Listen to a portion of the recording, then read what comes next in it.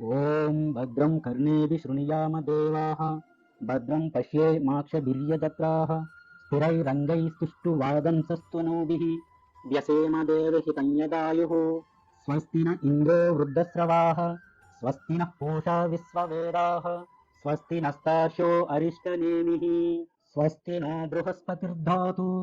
ఓం శాంతి శాంతి శాంతి. ఓం నమో భగవతే వాసుదేవాయ నమః. ఉపనిషత్ దర్శనం వచన పఠనం. అథర్వ వేద అంతర్గత ఉపనిషత్తులలో 31వ చివరిది అయిన గారుడోపనిషత్. శ్లోకం: విషం బ్రాహ్మాతిరిక్తస్యాదమృతం బ్రహ్మసూత్రకం బ్రహ్మాతిరిక్త విశేషద్బ్రహ్మమాత్ర ఖగేడహం. ఇప్పుడు గారుడ బ్రహ్మ విద్య గురించి చెబుతున్నాను అని బ్రహ్మదేవుడు ఇలా చెప్పటం ప్రారంభించాడు.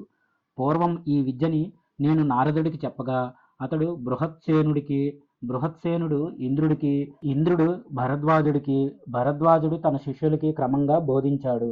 ఈ మహాగారుడ విద్యకి బ్రహ్మ ఋషి, గాయత్రి ఛందస్సు, భగవానుడైన గరుడు దేవత. శ్రీ మహాగరుడ ప్రీతి కోసం సకల విషయాలు హరించటం కోసం వినియోగం చెప్పాలి. ఓం నమో భగవతే శ్రీ మహాగరుడాయ పక్షీంద్రియాయ శ్రీ విష్ణు వల్లభాయ త్రైలోక్య పరిపూజితాయ ఉగ్ర భయంకర కళానల రూపాయ అనేది శ్రీ మహాగారుడ మంత్రం. దీనికి కరన్యాసం ఇలా చేయాలి: ఓం నమో భగవతే అంగుష్టాభ్యాం నమః, శ్రీ మహాగరుడాయ తర్జనీభ్యాం నమః, పక్షీంద్రియాయ మధ్యమాభ్యాం నమః, శ్రీ విష్ణు వల్లభాయ అనామికాభ్యాం నమః, త్రైలోక్య పరిపూజితాయ కనిష్ఠికాభ్యాం నమః, ఉగ్ర భయంకర కాళానల రూపాయ కరతలకర పృష్ఠాభ్యాం నమః అని చేయాలి. ఇదే విధంగా హృదయన్యాసం కూడా చేయాలి. ఈ మంత్రధ్యానం దక్షిణ పాదాన్ని సస్త్రికంగా, ఎడమ పాదాన్ని కుంచితంగా ఉంచి నమస్కరిస్తున్న రెండు చేతులు కలిగినవాడు, హరికి ప్రీతిపాత్రుడు అయిన గరుత్మంతుడిని ధ్యానిస్తున్నాను. అనంతుడు వామకటకం, వాసుకి యజ్ఞసూత్రం, తక్షకుడు కటిసూత్రం, కర్కోటకుడు హారం, దక్షిణ కర్ణం అనగా చెవికి పద్ముడు, ఎడమ చెవికి మహాపద్ముడు, తల మీద శంఖుడు, భుజాల మధ్యలో ఉండగా గుళికుడు, పౌండ్రకాళి అనే 4 చామరలు వీస్తుండగా ఏలపుత్రుడు మొదలైన నాగుల చేత సేవించబడేవాడు, కపిలాక్షుడు, బంగారు కాంతి కలిగినవాడు, పొడవైన బాహువులు, పెద్ద మూపు కలిగినవాడు, నాగాభరణ భూషితుడు, మోకాళ్ళ నుంచి బంగారు రంగు కలిగినవాడు, మొలపై భాగం నుంచి తెల్లగా ఉన్న కాంతితో సమానమైన తెల్లటి ముక్కు కలిగినవాడు, నీలిరంగులో వంకరగా ఉన్న నాసికాగ్రం కలిగినవాడు, అందమైన పెద్ద కుండలాల్ని ధరించినవాడు, కోరలు కలిగిన భయంకరమైన నోరున్నవాడు, కిరీటంతో ప్రకాశించేవాడు, కుంకుమ లాంటి ఎర్రటి శరీరం కలిగినవాడు, చంద్రుడి లాంటి తెల్లటి ముఖం కలిగినవాడు, శ్రీ మహావిష్ణువుకి వాహనంగా ఉన్నవాడు అయిన గరుత్మంతుడికి నమస్కారం. ఓ స్వామి, నాకు ఎప్పుడూ క్షేమాన్ని కలిగించు అని 3 సంధ్యల్లో నాగభూషణుడైన గరుడుని ప్రార్థించాలి. అగ్ని దూదిని నాశనం చేసినట్టు ఆయన్ని స్మరిస్తే వెంటనే విషం విరిగిపోతుంది. ఓ భగవాన్ మహాగరుడ, పక్షీంద్ర, విష్ణువల్లభ, త్రైలోక్య పరిపూజిత, ఉగ్ర భయంకర కాళానల రూప, వజ్రనఖ, వజ్రతుండ, వజ్రదంష్ట్రో, వజ్రదంత, వజ్రపుచ్చ, వజ్రపక్షాలంకృత శరీర, ఓం ఈ ఓం మహాగరుడ రా, వచ్చి దీనిలో ఆవేశించు, దుష్టుల విషాన్ని పోగొట్టు, తాకిన వారి విషాన్ని నశింపజేయి, 2 తలల పాము విషాన్ని చీల్చు, అణిగి ఉన్న విషాన్ని నశింపచేయి, సర్వ విషాల్ని నశింపచేయి, చంపు, దహించు, వండు, భస్మం చేయి, హోం ఫట్ స్వాహ. చంద్రమండలం లాంటివాడా, సూర్యమండలంతో పోలిక ఉన్నవాడా, ఓ మహాగరుడ విషాన్ని హరించు, హూం ఫట్ స్వాహ, ఓం పక్షి స్వాహ, ఓం ఈం. అతడు చరిస్తున్నాడు, విషాలకి విషరూపమైనవాడు, విషదోషకుడు, విషాన్ని శోషింపజేసేవాడు, విషనాశకుడు, విషాన్ని హరించేవాడు గరుడుడే. విషం హతమైపోయింది, విషం నశించింది, అంతర్లీనమైన విషం కూడా నశించింది. ఈ బ్రహ్మచే విషం హతమైపోయింది, ఇంద్రుడి వజ్రాయుధంతో విషం హతమైపోయింది. విష్ణువాహనుడైన గరుత్మంతుడికి నమస్కారం. త్రైలోక్య పరిపూజితుడు, వజ్రనఖుడు, వజ్రదంతుడు, వజ్రపక్షాలంకృతుడు అయిన గరుడుడికి నమస్కారం. ఓ మహాగరుడ రా, వచ్చి వెంటనే ఈ విషాన్ని ఛేదించు, ఆవేశించు. హూం ఫట్. ఓ గరుత్మంత, నీవు బంగారు రెక్కలు కలిగిన వాడివి, త్రివృతి అయిన శిరస్సు గాయత్రం, నేత్రం స్తోమము, ఆత్మ సామం, నీ శరీరం వామదేవ్యం, బృహద్ర దంతాలు రెక్కలు, యజ్ఞాయజ్ఞీయాలు నీ పుచ్చం, నీ అంగాలు ఛందస్సులు, నీ గిట్టలు దిష్ట్యాలు, నీ పేరు యజస్సు. ఓ గరుత్మంత, నీవు సమర్థుడివి, స్వర్గానికి వెళ్ళు, అతడు చరిస్తున్నాడు, నీవు కోరింది చేస్తాడు. అతడి పేరు విషదూషిణి, విషహరిణి, విషనాశిని. అతడి వల్లే విషం హతమైంది, నష్టమైంది. ఇంద్రుడి వజ్రంతో విషం విరిగిపోయింది, బ్రహ్మ ద్వారా విషం హతమైపోయింది. అనంతుడి దూతైన అనంతుడే అయినా అతడు చరిస్తాడు, నీ కోసం చేస్తాడు. అతడి నామం విషాన్ని నశింపజేస్తుంది. విషదూషిణి, విషం హతమైంది, నష్టమైంది. ఇంద్రుడి వజ్రంతో ఈ బ్రహ్మతో విషం హతమైపోయింది. వాసుకి దూతైన సాక్షాత్తు ఆ వాసుకి అయినా సరే అతడు అనగా గరుడు చరిస్తాడు, నా కోసం చేస్తాడు. విషనాశిని, విషదూషిణి, విషం హతమైనది, నష్టమైనది. తక్షకుడి దూతైన ఆ తక్షకుడే అయినా సరే అతడు చరిస్తాడు, నా కోసం చేస్తాడు. విషనాశిని, విషదూషిణి, విషం ఇంద్రుడి వజ్రం ద్వారా హతమైపోయింది. కర్కోటకుడి దూతైన నీవే ఆ కర్కోటకుడివైనా నా విషం తొలగిపోతుంది. మహాపద్మకుడి దూతైన నీవే ఆ మహాపద్మకుడివైనా సరే విషం నష్టమైపోయింది. శంఖుడి దూతైన శంఖుడే ఎదురొచ్చిన విషం నశించిపోతుంది. గులుకుడి దూతైన ఆ గులుకుడే అయినా విషం హతమైపోతుంది. పౌండ్ర కాళికుడి దూతైన ఆ పౌండ్ర కాళికుడే అయినా ఇంద్రుడి వజ్రంతో విషం హతమైపోయింది. నాగకుడుడైన స్వయంగా నాగకుడే అయినా విషం విరిగిపోయింది. సాలిపురుగు, పెద్ద సాలిపురుగుల విషమైన, తేళ్ళు, గుర్రాల విషమైన, స్థావర జంగమాల విషమైన ఇంద్రవజ్రంతో బ్రహ్మతో విషం హతమైపోయింది, నష్టమైపోయింది.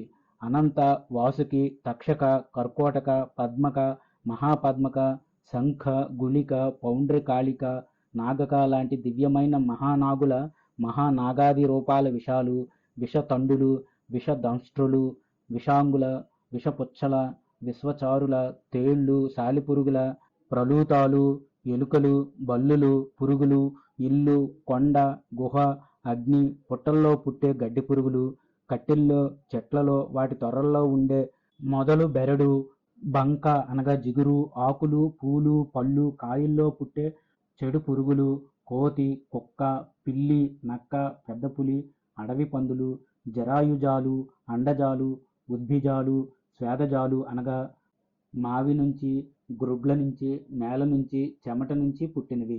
ఆయుధాల, బాణాల దెబ్బలు, స్ఫోటకాలు, వ్రణాలు, మహావ్రణాల వల్ల కలిగిన విషాలు, ఇంకా పెట్టుడు మందుల వల్ల కలిగిన విషాలు, భూత, భేతాల, కూష్మాండ, పిశాచ, ప్రేత, రాక్షస, యక్ష, భయంకరుల ద్వారా కలిగే విషాలు, విషతుండ, విషదంష్ట్రల, విషాంగుల, విషపుచ్చల విషాలు, విషరూపిణి, విషదూషిణి, విషశోషిణి, విషనాశిని, విషహరిణి అయిన విషాలు అన్నీ వజ్రంతో హతమైపోతాయి.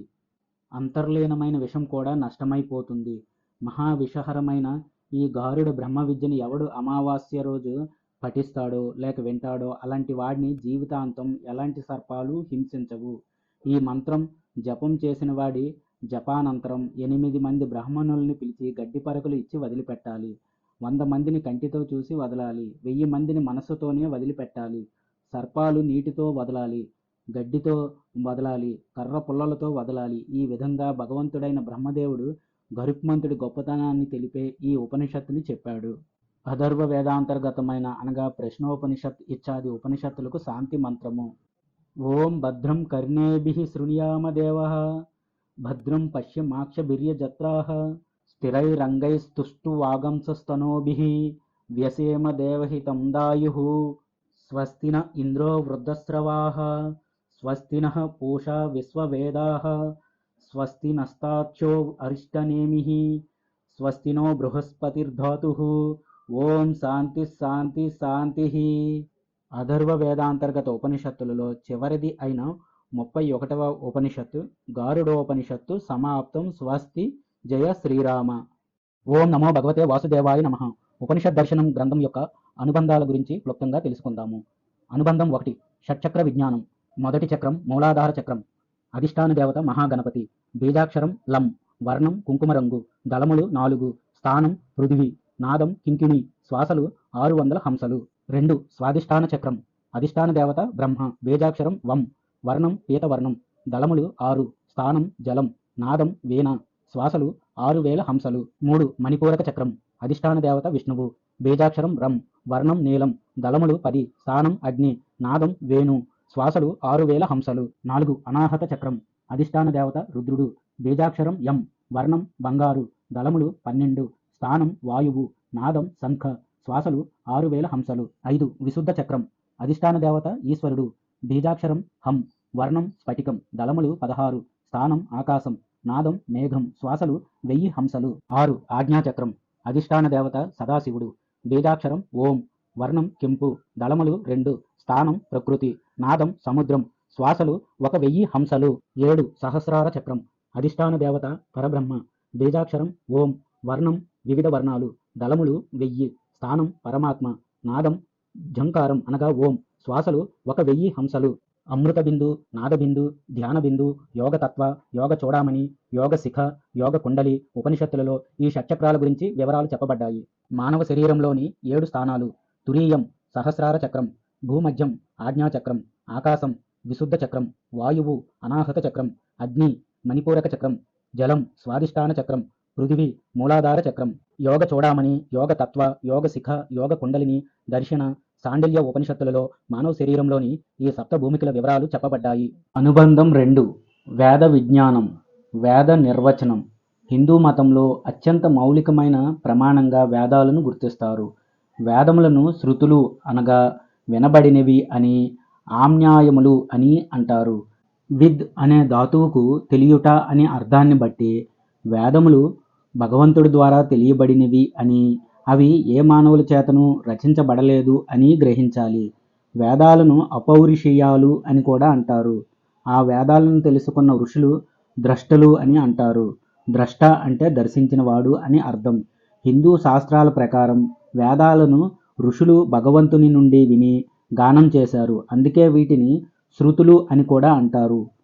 ఏనం విదంతి వేదేన తస్మాద్వేదస్య వేదత అనగా ఇష్టప్రాప్తి, అనిష్ట పరిహారం, కావలసిన వాటిని తీర్చి అక్కర్లేని వాటిని రాకుండా చేసే ఆధ్యాత్మిక ఉపాయనమే వేదం. వేదాలకు పేర్లు: 1 శృతి, 2 అనుశ్రవం, 3 త్రయి, 4 సమన్యాయము, 5 నిగమము, 6 ఆమ్నాయము, 7 స్వాధ్యాయం, 8 ఆగమం, 9 నిగమం అనే వేదాలకి 9 పేర్లున్నాయి. శృతి గురువు ఉచ్చరించిన దాన్ని విని అదే విధంగా శిష్యుడు ఉచ్చరిస్తూ నేర్చుకుంటాడు. అనుశ్రవం గురువు ఉచ్చరించిన దాన్ని సరిగా తిరిగి అదే విధంగా శిష్యుడు ఉచ్చరిస్తూ ఉంటాడు. త్రయి ఋగ్వేదము, యజుర్వేదము మరియు సామవేదములను కలిపి త్రయి అని అంటారు. సమన్యాయము ఎల్లప్పుడూ అభ్యసించబడేవి. నిగమము భగవంతుని నిశ్వాస రూపంలో బయటపడేవి. ఆమ్నాయము ఆవృత్తి లేదా మననం ద్వారా నేర్చుకొనబడే విద్య. స్వాధ్యాయం స్వాధ్యాయం అంటే స్వ అధ్యయనం అంటే మనల్ని మనం విశ్లేషించుకోవడం. ఆగమం భగవంతుని నిశ్వాస రూపంలో బయటపడేది. వేదాల సంఖ్య పూర్వం వేదాలలోని రుక్కులు, యజస్సులు, సామాలు అన్నీ కలిసి ఒకే వేదరాశిగా ఉండేవి. ఎవరైనా వేదం నేర్చుకునేవారు మొత్తం వేదరాశిని అధ్యయనం చేయాల్సిందే. కృతయుగం నుండి ద్వాపర యుగం వచ్చేసరికి వేదరాశిని అధ్యయనం చేయాలంటే ఎంతో కష్టమని ఎక్కువ మంది అంతగా ఉత్సాహం చూపించేవారు కాదు. మొదట కలగలుపుగా ఉన్న వేదరాశి అనగా వేదాలని వ్యాస మహర్షి ఒక క్రమం ప్రకారం విభజించారు. ఈ వేదరాశిని వ్యాసుడు రుక్కులు అన్నింటినీ రుక్ సంహితగాను, యజస్సులు అన్నింటినీ యజస్ సంహితగాను, సామాలన్నింటినీ సామ సంహితగాను విడదీసి, అలాగే అథర్వ మంత్రాలన్నింటినీ ఒక చోట చేర్చి అథర్వ సంహితగా తయారు చేశాడు. కనుకనే ఆయన భగవానుడు, వేదవ్యాసుడు అయ్యాడని చెబుతారు. అలా 4 వేదాలు మనకు లభించాయి.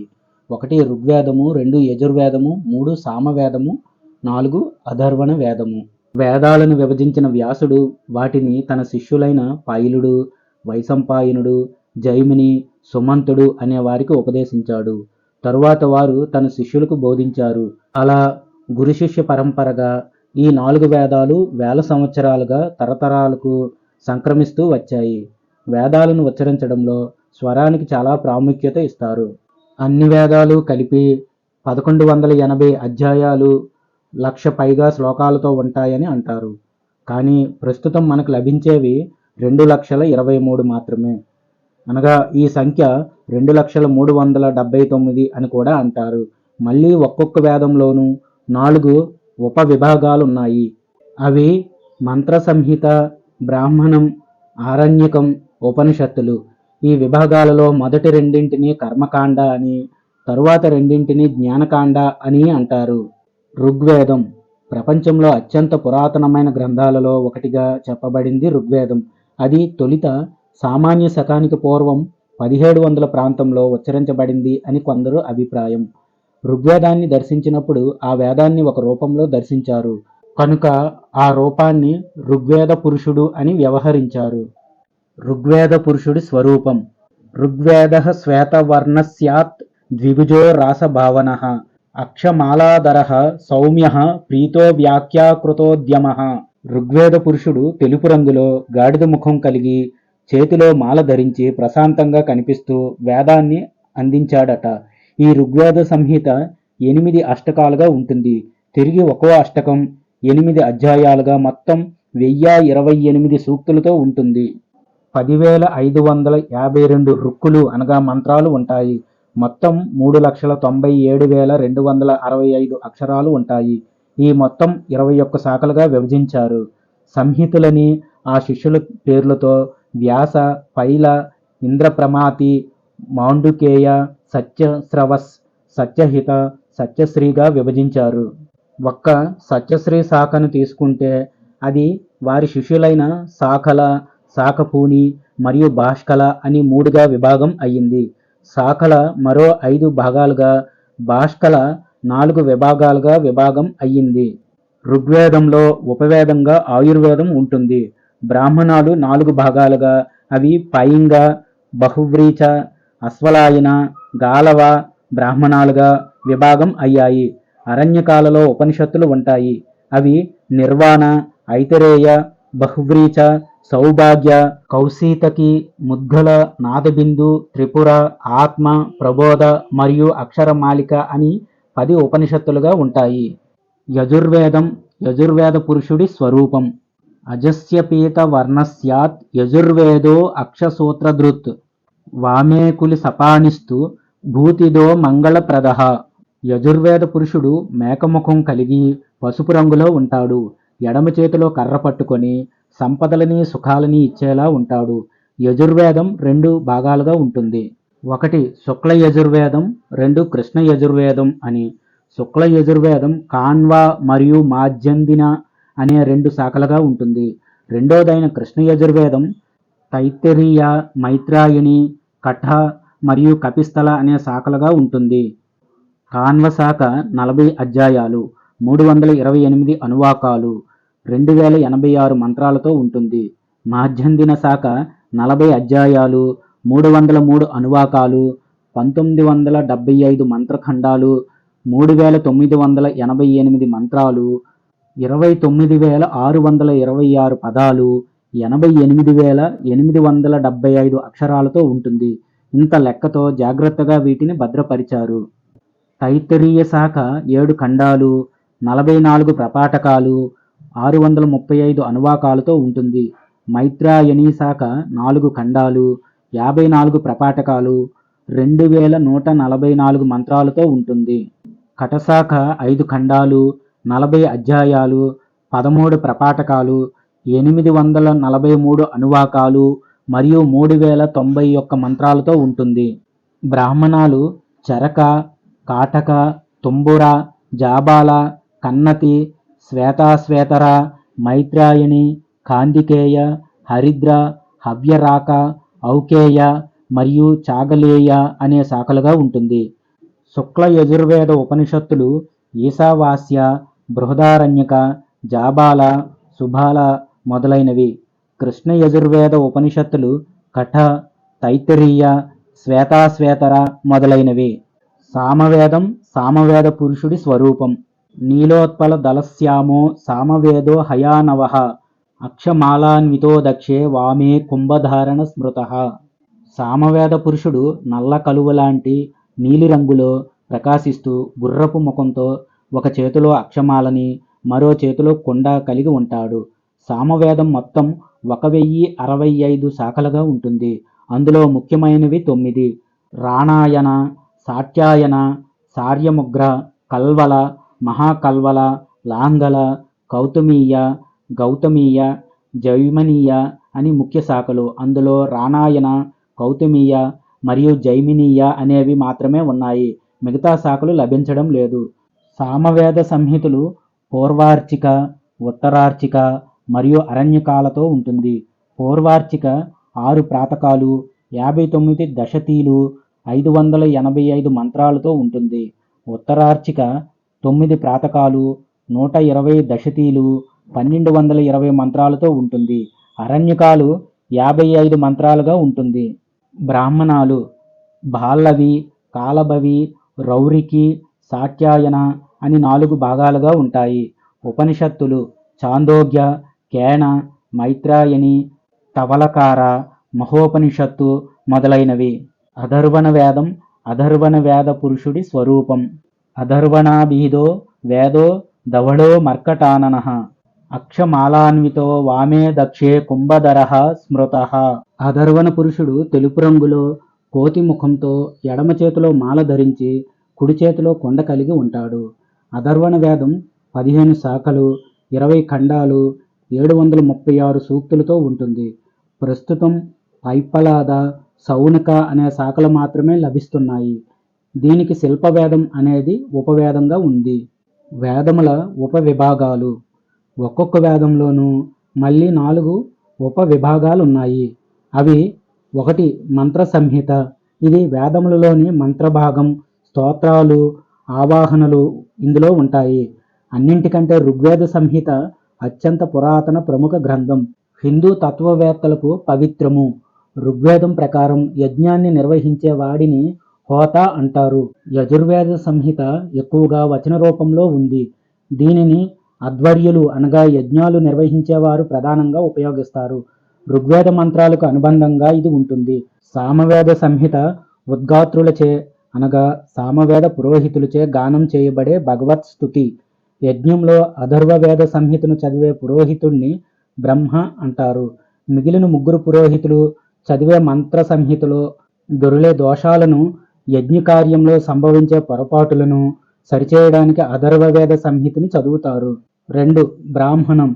సంహితలోని మంత్రమును గాని శాస్త్ర విధిని గాని వివరించేది బ్రాహ్మణం. యజ్ఞయాగాదులలో వాడే మంత్రాల వివరణను తెలిపే వచన రచనలు. ఇది గృహస్థులకు ఎక్కువగా వినియోగపడుతుంది. ఋగ్వేదంలోని ఐతరేయ బ్రాహ్మణం, సాంఖ్యాయన బ్రాహ్మణం అనే 2 విభాగాలున్నాయి. అలాగే శుక్ల యజుర్వేదంలో శతపథ బ్రాహ్మణం, కృష్ణ యజుర్వేదంలో తైత్తరీయ బ్రాహ్మణం, మైత్రాయన బ్రాహ్మణం ఉన్నాయి. సామవేదంలో బ్రాహ్మణాల పేర్లు తాండ్య అనగా పంచవింశ, షడ్వింశ, ఆర్షేయ. ఉపనిషత్ బ్రాహ్మణాలు. అథర్వణ వేదంలోని బ్రాహ్మణాన్ని గోపద బ్రాహ్మణం అంటారు. 3 ఆరణ్యకం. ఆరణ్యకములు అనగా అడవులకు సంబంధించిన విషయాలు. వివిధ కర్మ, యజ్ఞ కార్యాల అంతరార్థాలను వివరించేవి. ఇవి బ్రాహ్మణాలకు, ఉపనిషత్తులకు మధ్యస్థాయిలో ఉంటాయి. ఇవి కూడా బ్రాహ్మణాల లాగానే కర్మ విధులను ప్రస్తావిస్తాయి. కానీ వీటిలో కర్మల యొక్క భౌతిక భాగం ఉండదు. కర్మల వెనుక ఉన్న నిగూఢమైన తత్వాల మీద ధ్యానానికి ఆరణ్యకాలు ఎక్కువ ప్రాధాన్యతనిస్తాయి. సన్యాసాశ్రమం తీసుకోవడానికి ముందుగా వానప్రస్థంలో ఉన్న వారికి ఈ అరణ్యకాలు ఎక్కువ ఉపయోగకరంగా ఉంటాయి. ఉపనిషత్తులు. ఉపనిషత్తులు అంటే బ్రహ్మ విద్య, జీవాత్మ, పరమాత్మ. ఉపనిషత్తులు అంటే బ్రహ్మ విద్య, జీవాత్మ, పరమాత్మ, జ్ఞానము, మోక్షము, పరబ్రహ్మ స్వరూపము గురించి వివరించేవి. 4 వేదాలకు కలిపి 1180 ఉపనిషత్తులు ఉన్నాయి. కానీ వీటిలో 108 ఉపనిషత్తులు మాత్రమే ప్రస్తుతం లభిస్తున్నాయి. యజ్ఞాలలో వేద మంత్రాలు ప్రత్యక్షంగా కానీ పరోక్షంగా కానీ ఐహిక సంపత్తిని, మోక్షాన్ని సంపాదించి పెట్టేవి యజ్ఞాలు. యజ్ఞ నిర్వహణ చాలా కష్టమైన పని. ఆ యజ్ఞ నిర్వహణలో 4 పురోహితులుంటారు. 1 హోత, ఋగ్వేదంలోని స్తోత్రాలను క్రమంగా పఠించేవాడు. 2 అధ్వర్యుడు, యజుర్వేదంలోని చెప్పిన ప్రకారం యజ్ఞ కర్మల్ని యథావిధిగా నిర్వహించేవాడు. 3 ఉద్గాత, సామగీతాలను గానం చేసేవాడు. 4 బ్రహ్మ, అథర్వణ వేద పండితుడు, యజ్ఞాన్ని మొదటి నుంచి చివరి వరకు పర్యవేక్షించేవాడు. వేదాల ప్రాముఖ్యత. హిందూ మతానికి, సంస్కృతికి, సంస్కృత భాషకు వేదాలు అత్యంత మౌలికమైన ప్రామాణిక సాహిత్యం. దాదాపు అన్ని తత్వాల వారు వేదాలు ఆధారంగా తమ వాదనల్ని సమర్థించుకోవటం పరిపాటి. శాక్తేయం, వైష్ణవం, శైవం, అద్వైతం, విశిష్టాద్వైతం, ద్వైతం ఇలా ఎన్నో తత్వ మార్గాల వారు తమదే వేదాలకు అనుగుణంగా ఉన్న మార్గమని వాదించి తమ తమ తర్కాలను సమర్థించుకున్నారు. వేదాల ప్రభావం మతానికే పరిమితం కాదు. పాలనా పద్ధతులు, ఆయుర్వేదం, ఖగోళం, దైనందిన ఆచారాలు ఇలా ఎన్నో నిత్య జీవన కార్యాలు వేదాలతో ముడిపడి ఉన్నాయి. వేదాంగాలు. వేదాలు ముఖ్యంగా ఋగ్, యజస్, సామ మరియు అథర్వణ అనే విభాగాలుగా ఉన్నాయి. అందులో ఎంతో జ్ఞానం నిగూఢమై ఉంది. మరి ఆ జ్ఞానాన్ని ఎట్లా తెలుసుకోవడం? వేదాన్ని అర్థం చేసుకోవడానికి మన ఋషులు వాటికి ఎన్నో వివరణ గ్రంథాలను ఇచ్చారు. వీటినే వేదాంగాలు అంటారు. అవి 6. 1 శిక్ష, 2 వ్యాకరణం, 3 ఛందస్సు, 4 నిరుక్తం, 5 జ్యోతిష్యం, 6 కల్పం. 1 శిక్ష. వేద శబ్దాల మూలాలు, ధాతువులని బట్టి ఆయా శబ్దాల ఉచ్చారణ స్వరములని చెప్పేది. వేదాన్ని ఎట్లా పలకాలో తెలుపుతుంది. 2 వ్యాకరణం. కొన్ని శబ్దాలు ఒక్కో చోట ఒక్కోలా ఉచ్చరించాల్సి ఉంటుంది. అవి ఎలాగో చెప్పేది వ్యాకరణం. ఎన్నో ధాతువుల నుండి అర్థాన్ని చెబుతాయి. ఉదాహరణ, మానవ అనే పదం మను అనే మహర్షి యొక్క సంతతి కనుక మానవ అయ్యింది. 3 ఛందస్సు. ఛందస్సు అనేది వేదమంత్రాలలోని అక్షరాలను కొలిచేది. శబ్దాల అర్థాలను వివరిస్తుంది. విష్ణు సహస్రనామాలు ఉండేవి అనుష్టుప్ ఛందస్సులోనే. ఈ ఛందస్సులోని శ్లోకంలో 32 అక్షరాలు ఉంటాయి. దాన్ని 4 భాగాలు చేస్తే ఒక్కో భాగానికి 8 అక్షరాలు ఉంటాయి. గాయత్రి మంత్రానికి పేరు ఛందస్సుతో ఏర్పడింది. అదే గాయత్రి అనే ఛందస్సు. 4 నిరుక్తం. పదాలు ఎట్లా తయారయ్యాయో తెలుపుతుంది. మనుష్య అనే పేరు ఎట్లా వచ్చింది అంటే మత్వా కర్మాని సీవ్యతి. లోకానికి ఏది కావాలో ముందే ఆలోచించి చేసేవాడు కనుక మనిషి అని పేరు. 5 జ్యోతిషం. మనం ఆచరించాల్సిన పనులు ఎప్పుడు ఏవి ఎలా చేయాలో తెలిపేది.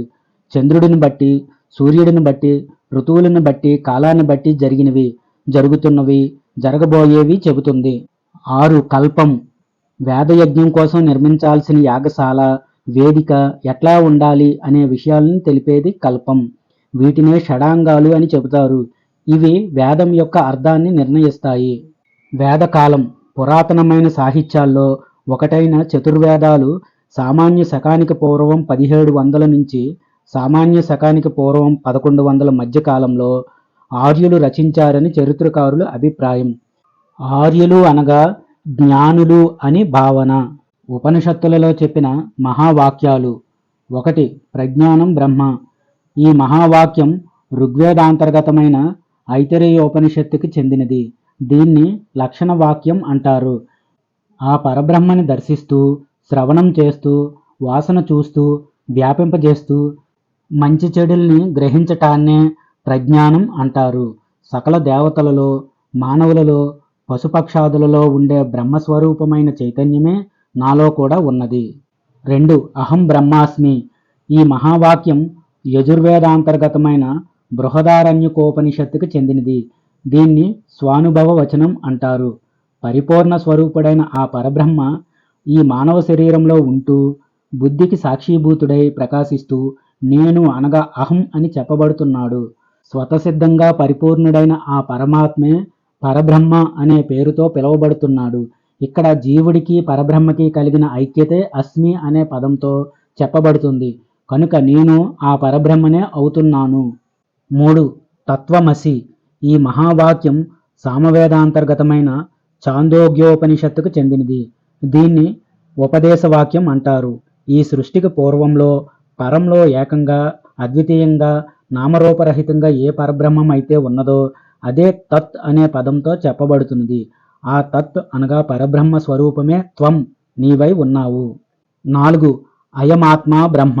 ఈ మహావాక్యం అథర్వణ వేదాంతర్గతమైన మాండూక్యోపనిషత్తుకి చెందినది. దీన్ని సాక్షాత్కార వాక్యం అంటారు. పరోక్షం కాని అయం శబ్దంతో చెప్పబడేది. అహంకారం శరీరాలు కానిది అయిన ఆ పరబ్రహ్మమే ప్రత్యేగాత్మ అని చెప్పబడుతుంది. ఈ కంటికి కనిపించే సమస్త ప్రపంచ తత్వం ఏదైతే ఉందో అదంతా బ్రహ్మ అని చెప్పబడగా, స్వయం ప్రకాశాత్మకమైన ఆ బ్రహ్మరూపమే పరబ్రహ్మంగా చెప్పబడుతోంది. అసతోమా సద్గమయ, తమసోమా జ్యోతిర్గమయ, మృత్యోర్మా అమృతంగమయ, ఓం శాంతి శాంతి శాంతి. ఉపనిషద్ దర్శనం 108 ఉపనిషత్తులు. సంస్కృత మూలం, తెలుగు భావం. ఈ గ్రంథాన్ని సరళీకరణ చేసిన వారు శ్రీ డాక్టర్ జయంతి చక్రవర్తుల గారికి సాదర ప్రణామములు. ఈ గ్రంథం నవరత్న బుక్ హౌస్ వారిచే ముద్రీకరించబడింది. అతి పురాతనమైన మరియు మహోన్నతమైన మన హైందవ గ్రంథాలను వీలైనంత మందికి తెలియజేయాలనే భావనతో ఆ సర్వేశ్వరుడి దయవల్ల 108 ఉపనిషత్తులు గల ఈ ఉపనిషత్ దర్శనంలోని వచన పఠనాన్ని పఠించగలిగాను. ఉచ్చరణ లోపాలు దొర్లిని ఎడల దయతో క్షమించగలరు.